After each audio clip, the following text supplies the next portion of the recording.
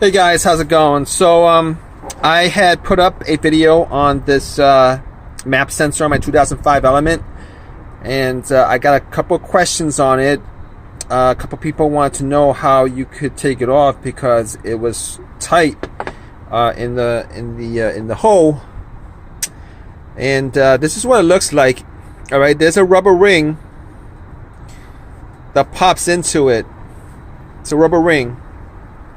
And this is the OEM, the original map sensor. Now, I did say that I had bought an off-market map sensor, and that didn't work.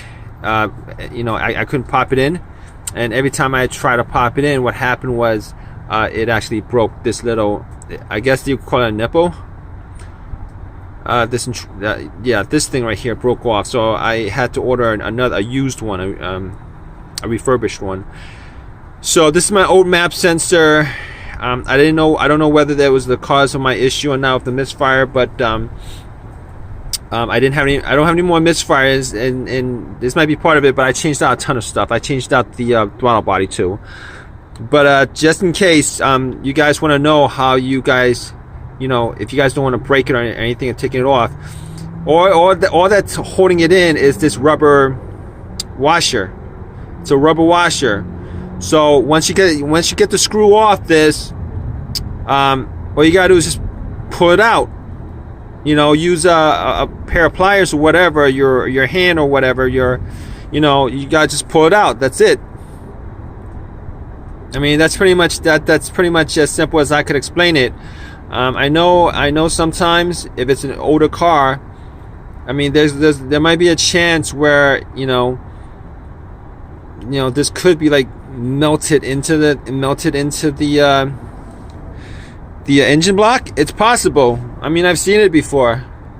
So if you guys have a hard time taking this out, just know once you take the screw out, there's nothing else holding it in, and it's just this rubber washer that's holding it into place. But there's nothing else that's holding it in that you need to unscrew or anything like that. So once you take that screw out, and like I said, that screw was ridiculously difficult to take out. It was ridiculously difficult to take out. I had to use an impact screwdriver to take it out. And I'm glad I used it, because I was using a regular screwdriver and it was almost round out the pattern. But once I took the screw off, it was a little bit difficult for me to pull it out the first time. But when I put it in the second time, I actually WD-40 it so that it was easier to pop out and pop back in. Well, pop out anyway, and I popped the new one in. So that's how you take it out, guys. Pretty simple. But it might be a harder job if it's melted into if you got a situation where it's melted into the block or whatever, and the manifold.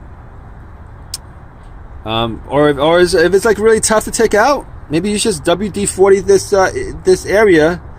You just push it up in WD-40 and then just pop it out. Try to pop it out. So that's what you do. All right, guys, that's the video.